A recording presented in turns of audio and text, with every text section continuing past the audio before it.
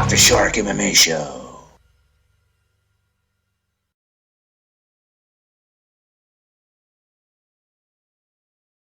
Hi guys, this is Marc The Shark Ritorto, and welcome to the Marc The Shark MMA Show live on Twitch. I appreciate you guys keeping up and watching me. Make sure you follow. If you happen to have a Amazon Prime account, you can actually subscribe for free. And don't forget to follow me on my social media pages. The Marc The Shark MMA Show on Facebook, Marc BJJ Fighter on Twitter, and Marc_Ritorto on Instagram. And again, it's Marc with a C and not a K. And also don't forget to go to the website, MarcTheSharkMMAShow.com, where you can make a donation to help support the contest. And you can also get t-shirts and hoodies, kind of like this one that I'm wearing here. Not too shabby, right? And also don't forget that me and my daughter's got books that we have both written. Hers is called the Invisible Girl series. Mine, I have two. One's called The Cabal, The Saga Begins. And my second book, which is out right now, is called Marcus the Vampire. It's the first book in the Dark World Chronicle series. So check it out at www.ritortofamilybooks.com. All right, guys. When we come back, we'll start the show. I am sure you're going to love it. This week's episode is great. Make sure you follow me every week on this channel on Saturday. And don't forget that I also have a podcast, the Marc The Shark MMA Show, which is available on Podbean. Guys, if you're watching us on YouTube, make sure you hit the subscribe button on our YouTube channel and hit the alert button so you get updates. And also, you can follow us on Facebook, Twitter, and Instagram. This podcast episode is also brought to you by Ritorto Family Books. If you're interested in great books for your children to read, get books by Kristina Ritorto. And if you're interested in action, thriller, suspense books, you can get The Cabal, The Saga Begins, or fantasy books like Marcus the Vampire, both written by your host, Marc The Shark Ritorto. Again, go to www.ritortofamilybooks.com.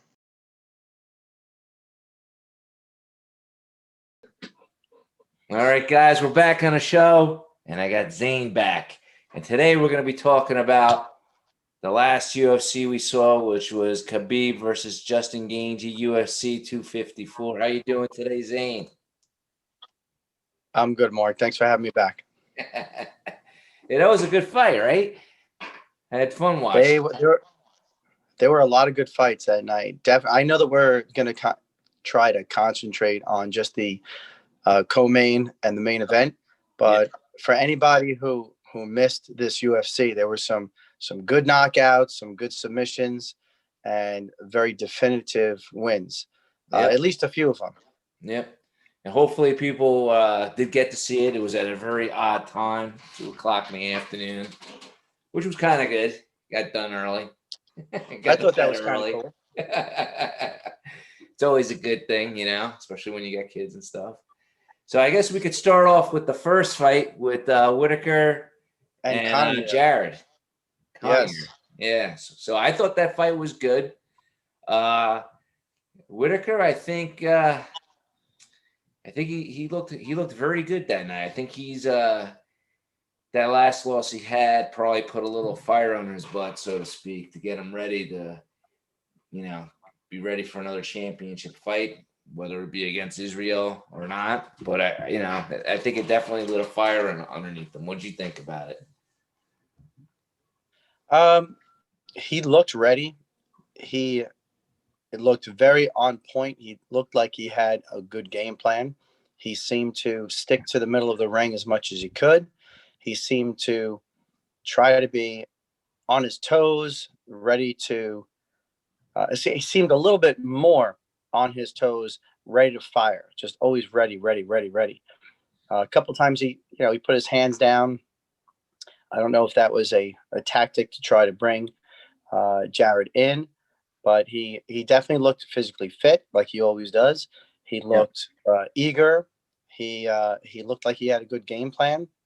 There were definitely a couple of times, though, in the fight, even though I felt that he won, there were some times where he was in trouble. Yeah, I think it was I don't know if it was the last round or round before he got rocked, if I'm not mistaken, right? I honestly forget too. I don't know if it was the fourth round that he got rocked, but then the fifth round definitely was, there were some times where he was in trouble in the fifth round as well. Yeah. Now, I actually, if I recall correctly, I don't know about you, but I kind of went with, I think you picked Whitaker. I went with Jared. So this is I good don't because we're know. going with our comparison of what we did on our fight picks. I'm pretty sure you picked Whitaker and I picked Jared, only because Israel thought that Jared was going to win because he was looking to see if he would be his next opponent. Like, I think a part of him wanted to fight him because I kind of remember him making the comment that if Whitaker comes back, he'll just knock him out again. So I actually do remember that was our picks. Like, you picked Whitaker and I picked Jared. So I wasn't on that one. Good thing we wasn't too money. I wasn't too sure if it was that way or if it was the other way around. I do remember that we both picked different people, but Yeah. I think we both had it where we understood what we were listening to Adesanya saying about both of them. He felt, well, I don't want to fight Whitaker. I already beat him, so I want to try and fight somebody different. Yep. And he felt that Cannonier had a style that he would have more fun fighting. But Whitaker was able to pull out the win. It was pretty definitive that, yes, he did win. But there were some times there where it could have went the other way. But I would say for the most part, he had, there was some damage on both sides. I mean, definitely Whitaker, but anyway, I just think that all around it was a fun fight. I never seen I've seen Cannonier fight. I've seen clips of his fights. I haven't really gotten a chance to see like a full fight, but he was definitely someone that was a threat, and I thought that he would put Whitaker a little bit more on the fence. I thought he would get in a little bit more and mix it up, but Whitaker was doing a good job keeping him at bay. Taking him, picking him apart. But then also Whitaker's leg got kind of chopped up a little bit, and surprisingly, it wasn't too much of an issue. He wasn't limping on it. He wasn't switching his stance, but his front leg, it was getting chewed up after a couple of good hits. So that was another interesting part, I thought, in the fight. Yeah, it's interesting to note. I don't know if you noticed that Jared beat Anderson Silva. I don't know if you knew that. I had forgotten about that win. Yeah, yes. It was May of 2019.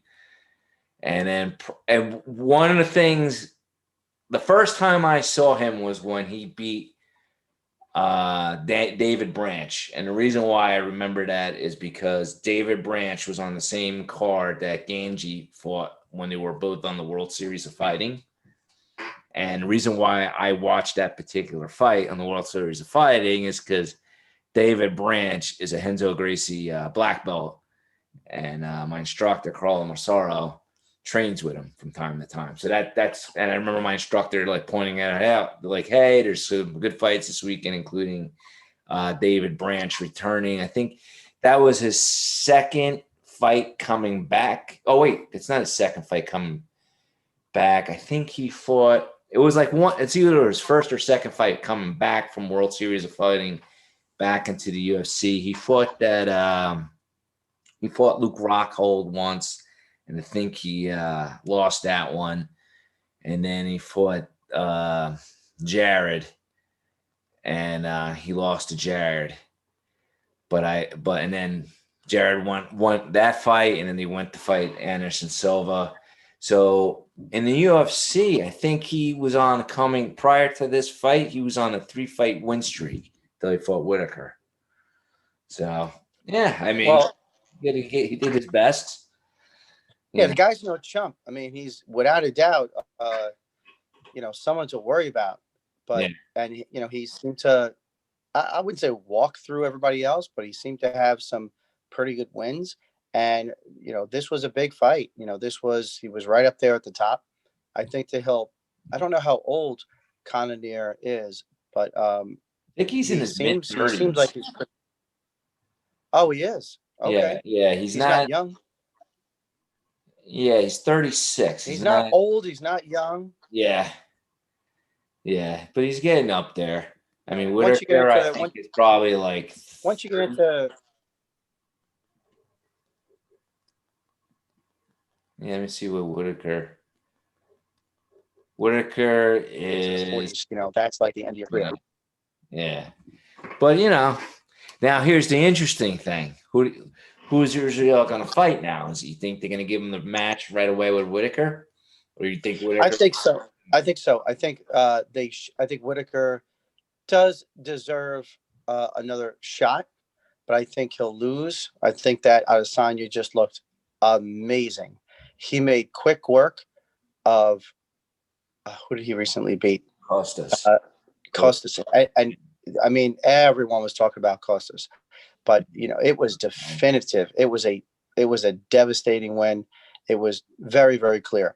But if I think that Whitaker gets a shot, and honestly, after that, I think that Adesanya has the ability with his structure to maybe even move up to light heavy. I think that there's no other newcomers out there that I know of. I don't know if you know of any where he's got maybe 2 or 3 more fights with anybody else in that division. Man, I think he cleaned out that division pretty well.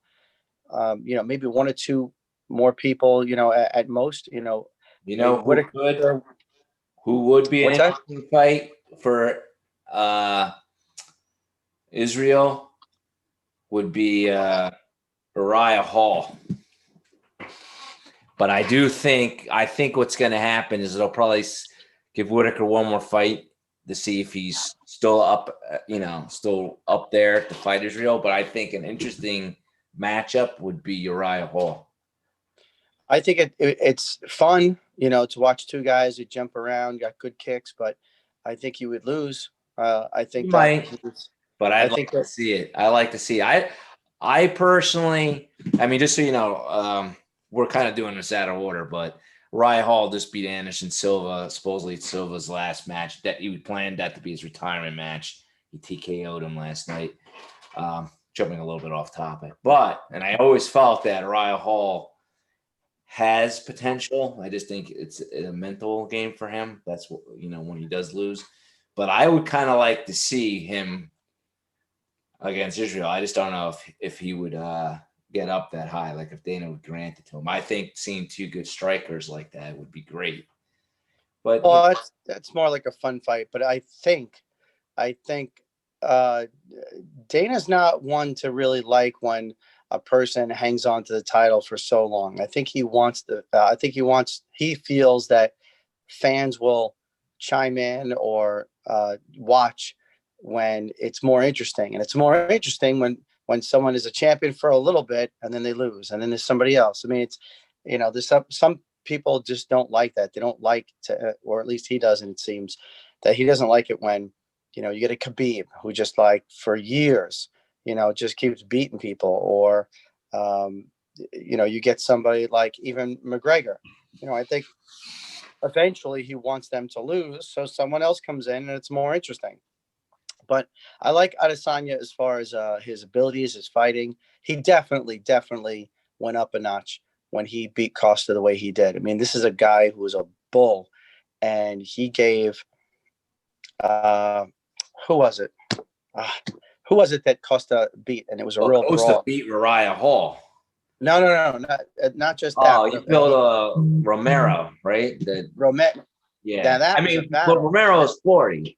He's not built like a 40-year-old. But still, though, when he beat Romero, it was still like, a tough fight for him. But I really liked that this is someone who usually everyone's afraid to fight Romero. I mean, actually, Whitaker beat him on points. It was a tough fight, but that was even surprising. When you beat Romero, that's a championship, caliber fighter. Romero is just an absolute beast, just devastating knees and punches, and just the type of power that he generates is just incredible. But I think that's why Whitaker now getting up to this level, he deserves maybe one more shot. And if he loses again, then I truly feel that there's really not many. I don't think there's much of a challenge for Adesanya to stay at this weight. And he has the type of structure where he's very, very lean. An extra 15 pounds, 20 pounds on him, he can carry that easy. And he'll still be fast for, whoops, I got something on my phone. And he'll still be fast for that 205 pound weight class. Yeah. So, it's, something to think about. It's something that I think that might possibly happen. I don't know, if he'll be as strong as everyone else in the 205 weight division. The champion now, he's an interesting, different guy. So, but I think if Adesanya had that weight on him, he'd probably be able to jump around, stay, keep him at bay, and maybe even take the 205. Might be a champ. Who knows? Yeah. We'll see. Now let's get on to the main event. Khabib versus Ganji. Now, I don't remember who you picked, but I lost that. I going for Ganji on that one. I picked Justin Gaethje only because I felt that if he did get taken down, he might have the wrestling accolades to get back up. But the thing is, he would have to hurt Khabib before. If you don't hurt Khabib before, and if he gets you, and Gaethje, he got up, I think once or twice. Yeah. But it's and there was a couple of people that got up from Khabib in the past, and it was a couple of people in the past. I don't have the names in front of me right now, but if there was definitely. Even though he's amazing on the ground, there were people that had the fight experience to not match, threaten him as far as, hey, I can get up and then I can hit you. So, but I would say the champ has always been able to not get rocked and not take too much damage, and he's just relentless, and that's what happened in the fight. I felt that. Surprisingly, Gaethje wasn't able to kind of move and stay away. That he did eventually. Khabib cut off the ring and kept threatening him and kept getting him and took him down, and eventually just submitted him. But I took Gaethje at first because I really thought that maybe he's going to be able to move and defend a takedown and land some big bombs like he did with Tony Ferguson. Yeah. Which, again, even Tony Ferguson, I said this before, don't really like him as a person too much, but he definitely went up a notch on, even though he took a beating. Just when anybody takes a beating like that, I mean, no one that no one I know could take that beating. How many, 100% full swings from Gaethje, who has an amazing amount of power, and he took 50 of those shots and still just it took him a really, really long time for them to finally just say, all right, that's it. Yeah. So I just thought it was a really great fight. I like both fighters. I like Gaethje, I like Khabib, and I thought it was two great fighters, what I had the utmost respect for as far as personality and fight skill. And I just thought it was an amazing fight. Yeah. I just found it was amazing that, Gaethje banged his leg up and then he took it. And then just that second round with the way he was going for that submission, it looked like he was going, the typical setup is usually done like a lot of Renzo Gracie black belts tend to do that move too. Like if you mount the guy and you step your leg over, and you can either, depending on how the guy moves, you can go into an arm bar or even like a weird omoplata if the guy moves a certain way. But he didn't have to do that. He didn't. That's what I found was surprising, is when he got on top of him, he mounted him. He did not have to do that at all. I don't know if it was like a move he's been working on just for a while, and he just wanted to hit it, because I think from my memory, every single one of his fights, he usually wins by like getting the guy's back and then cranking it. Yes. The So I way don't know, that maybe he wanted to show he had some jiu-jitsu skills, because I mean he did not have to forfeit that dominant position and go to his back to pull that triangle off like the way. No, I think he did it on purpose. I think he felt something. I think I think between what they trained for, I don't think that they just trained a move. You know, whenever you know who you're fighting, you uh, there are, like John Jones said, there are hole in their game per se, but they might have tendencies. So they probably saw something where they said, "Hey, listen, he might be able to defend the rear naked choke or be able to get up this way. So maybe let's practice these couple of things because these are where his tendencies are." So I think that what happened was, I mean, the move itself, you and I both know that's not a high level move. That's like a No, blue the belt. way he set it up, But though, the way he yeah, locked the arm up, that's a very unique setting to the way like a lot of Henzo Gracies do it. At least the guys I roll with. But yeah, but I mean, a mounted triangle is, something where you got to have good balance and you got to make sure that when you lift the head and you scoop the leg and you got to get ready for if the guy rolls out of it and bumps and whatever. And he, of course, black belt no, but skill. here's the thing: he wasn't really initially. I don't think he was going for the triangle. It's because the guy, I think he was going to go for an armbar, and then he just switched it to a triangle. He just I locked it think, up. I think you're right, but I think what happened was it's because of that split second. So a black belt's going to know, wait a minute, I don't feel 100% with the armbar. If I go this way, screw it. I'll switch, I'll pivot. And then boom, he felt good about the mounted triangle. So he just went for it. And the thing is, I don't think that many people were so used to Khabib just getting the back. And even the way he cranks his rear naked, it's not really a rear naked. It's like you said, it was more of Crank. a crank, right? And just the way that he puts his forearm, the way he clasps his hands and puts his forearm into the back, and then puts his whole body into it. It's a lot harder than people think to just move and just get out of it. I mean, and even his mounted triangle, I'm sure that there was probably everyone's like, oh, it's a mounted triangle, it wasn't a big deal, but I'm sure that there were little twists of his hip and the way he threw his legs, and there's just all those little tiny angles that of that other people don't know of.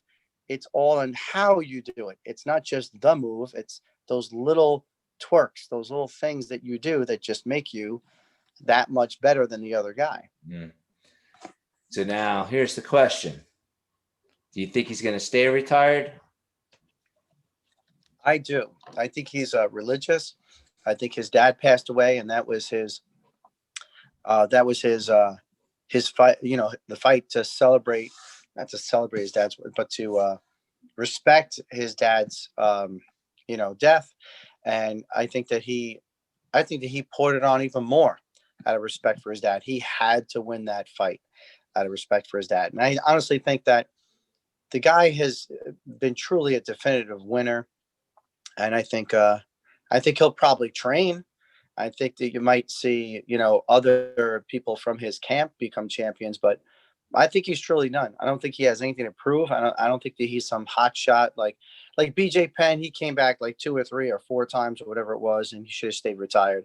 BJ Penn is a little bit more of the character. He's got something to prove. Khabib, he's not like that. He doesn't have to prove anything to anybody. I think he'll stay retired. All right. Well, I guess only time will tell, right? I don't think he's like one of those guys that's like flamboyant and spends money. No, he's the opposite. Right? I feel. I don't think he's like that. But it would be interesting to see now that this opens up. So now is Ganji going to get another title shot right away against whoever? I think that there's going to be somebody. I think they'll take the top 4 guys and they'll make a tournament that way, and then they'll pick a champion somehow. Because if I'm not mistaken, I don't know why they did it again. I think Connor is fighting Poirier again. Why, I don't know. Because if I'm not mistaken, he destroyed him the first time.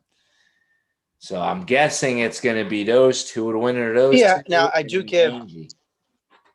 whoever wins that, I guess, is going up against Ganji. I think Poirier is. I think he's gotten better, and he's got something to prove against Connor. So I think it would be kind of a cool. I would like to see him win. I just don't know if he's going to. Yeah, I mean, Connor's been out of it for a while, so I mean, it all depends on Connor's mindset. That's the one thing about Connor, dude. I mean, how can I say this? Like, I think to be a world champion, you got to have total confidence in yourself, but I think he's like on a different level when it comes to the mindset for that. Like, he honestly believes whatever he says comes out of his mouth. He actually believes it. Whereas I think other fighters, I think they'll have a little bit of doubt. I don't think Connor's got any self-doubt in him. No, I think he does. I think that a lot of what he says, he knows is a bunch of BS or just arrogant, and he knows he shouldn't say it, but he says it because he knows it'll make him popular. So no, I'm not talking about that stuff. I'm just saying, like, I'm not talking about like when he talks, how he talks to people, makes fun of them, like when he's getting ready for a fight. No, I'm saying like his mental attitude. Like, if he thinks he can beat someone, or if he knows he can do something, I think he can actually do it because he actually believes in it. Or some people will be like, oh, yeah, I know I can do it, but I got to train a little bit harder, and then hopefully I get it. Him, I just think he just sets his mind to it, and he believes it. Whether it happens or not, that's another thing.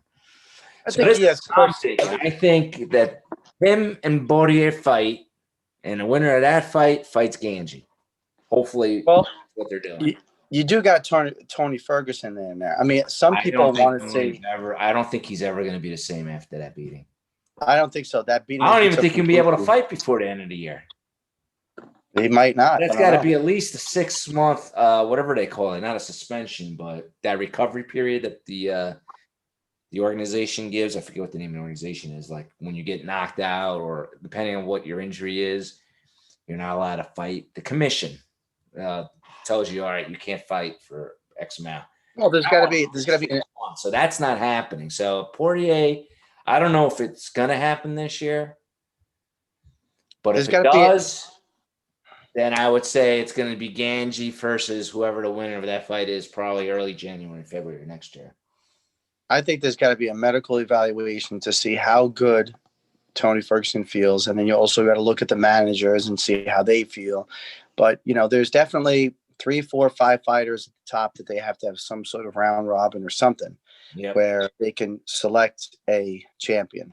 So we're about 2 or 3 fights away, I think, from a champion. So anyway, we'll figure it out. And I think that's it for now. Guys, we'll be back after this break. All right, guys, we'll be right back. But first, a word from our sponsors. During World War II, I was in prison in a Nazi camp. I died there, or so I thought. Instead, I became a creature of the dark world. Now I fight to protect my daughter. I am Marcus the Vampire. The book is now available at Amazon and BarnesandNoble.com and RitortoFamilyBooks.com.